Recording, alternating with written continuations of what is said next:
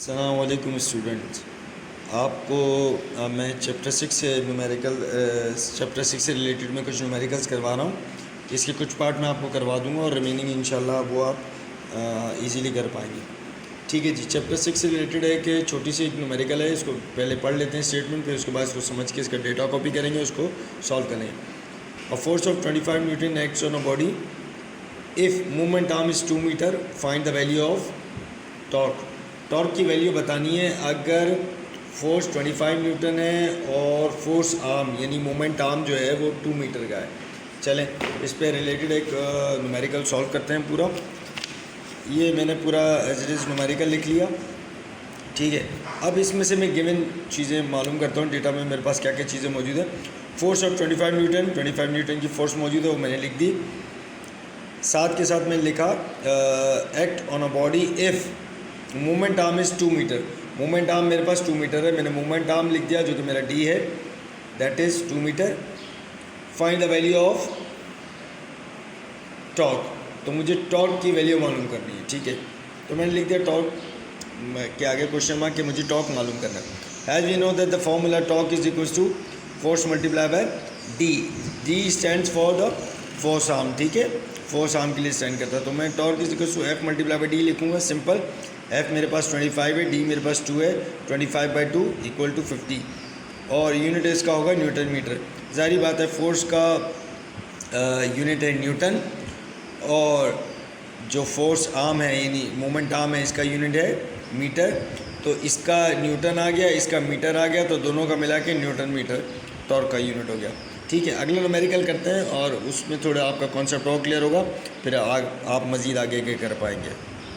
Okay, इसका अगला numerical है force is applied perpendicularly on a door 4 metre wide. ठीक है, एक कुछ फोर्स अप्लाई होती है परपेंडिकुलरली ऑन अ डोर। ठीक है, एक डोर पे परपेंडिकुलर डायरेक्शन में फोर्स अप्लाई होती है और वो डोर कितना है 4 मीटर वाइड यानी 4 मीटर चौड़ा है। ठीक है, which requires a torque of 120 newton metre to open it, जिसको खोलने के लिए कम से कम जो रिक्वायर्ड है वो 120 न्यूटन मीटर का टॉर्क रिक्वायर्ड है।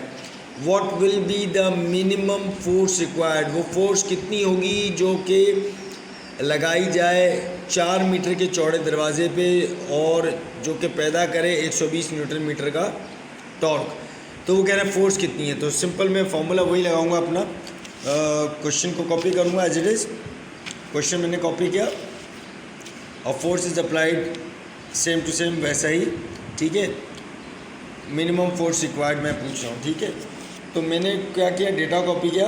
डेटा मेरे पास है। सबसे पहले मेरे पास जो डोर की चौड़ाई है वो कितनी है, a door of 4 metre wide यानी 4 मीटर चौड़ा डोर है। तो मेरा वहाँ मूवमेंट आर्म यही बात है, आप जैसे ही दरवाजे को खोलते हैं हम उसके किसी एंगल को परपेंडिकुलरली पकड़ के खोलते हैं तो वो उसका दरवाजे के एंड से लेके उसके जो जोड़ है वहाँ तक का जो पोर्शन है वो मूवमेंट आर्म कहलाता है। तो D इज इक्वल्स टू कितना हो गया 4 मीटर। ठीक है जी, 4 मीटर लिख दिया। टॉर्क मेरे पास गिवन है, उसने पहले ही बता दिया 120 न्यूटन मीटर का टॉर्क चाहिए होगा इसको खोलने के लिए। तो टॉर्क मेरे पास है 120 न्यूटन मीटर। मालूम मुझे क्या करना है, फोर्स रिक्वायर्ड, तो मैंने F मालूम करना है। तो as we know that the formula torque is equals to F multiply by D। So as that F multiply by D is equals to torque and F is equals to torque divided by the moment arm यानी कि D। तो मैं values put कर दूंगा। F मैंने एक side पे रख लिया, बाकी तमाम वैल्यूज़ मेरी एक साइड पे आ गई। ठीक है जी, तो टॉर्क की वैल्यू मेरे पास गिवन है ऊपर 120, मैंने 120 लिख ली और D मेरे पास इक्वल है 4 के, मैंने 4 लिख दिया। और ज़ाहिर बात है जब आप 4 से 120 को डिवाइड करेंगे 4 1 4 4 3 12 और इट बिकम्स 30। तो F is equals to 30 newton मेरी वो फोर्स होगी जो कि मुझे कम से कम रिक्वायर्ड होगी उस डोर को ओपन करने के लिए, जो कि 4 मीटर चौड़ा है और 120 न्यूटन का टॉर्क पैदा करती हो। वो फोर्स 30 न्यूटन होगी। ठीक है, अगला न्यूमेरिकल मैं पेश करता हूँ। ओके, अगला न्यूमेरिकल है what is the moment of the couple of 10 newton acting at the extremities of a rod 5 metre long. एक रॉड जो कि 5 मीटर लॉन्ग है, उसके एक्सट्रीमिटीज, उसके आखिरी तहों के जो आखिरी किनारे हैं, सिरों पे, आखिरी सिरों पर 10 न्यूटन की फोर्स अप्लाई की जा रही है। How can this couple be balance? सीधी सीधी बात है, टॉर्क पूछा जा रहा है, आपको एफ़ दे दिया है, फोर्स दे दिया गया है, एफ़ 10 न्यूटन, आपको डी दे दिया गया है, फोर्स आर्म यानी 5 मीटर लॉन्ग, ठीक है। सीधी सीधी एक एग्जांपल है, हमें टॉर्क पूछा जा रहा है, दर टॉर्क जब होगा तभी वो कपल बैलेंस हो सकेगा।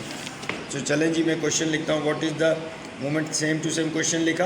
डेटा में मैंने देखा मेरे पास फोर्स कितनी है, फोर्स कितनी है मेरे पास 10 न्यूटन एक्टिंग, तो मेरे पास फोर्स है 10 न्यूटन की। Extremities of a rod of 5 metre long, rod 5 metre long का, तो डी मेरे पास 5 मीटर आ गया। मूवमेंट ऑफ कपल पूछा जा रहा है, यानी कि टॉर्क। तो पहला फॉर्मूला, उसमें किसी किस्म की कोई चेंजेस नहीं करनी पड़ेंगी। Torque is equal to F multiply by D, तो torque is equal to F मेरे पास 10 है, डी मेरे पास 5 है, 10 5 जा 15 न्यूटन मीटर। बहुत ईजी है, और आई होप कि आप इसके बाकी न्यूमेरिकल्स भी थोड़ा सा बुक को देखेंगे, थोड़ा सा किसी और मामलात को देखेंगे, 2-4 दफ़ा दिमाग लाएंगे। आई होप कि वो बाकी न्यूमेरिकल्स भी आप कर लेंगे। अगर कुछ नहीं होगा तो इंशाल्लाह हम कर देंगे।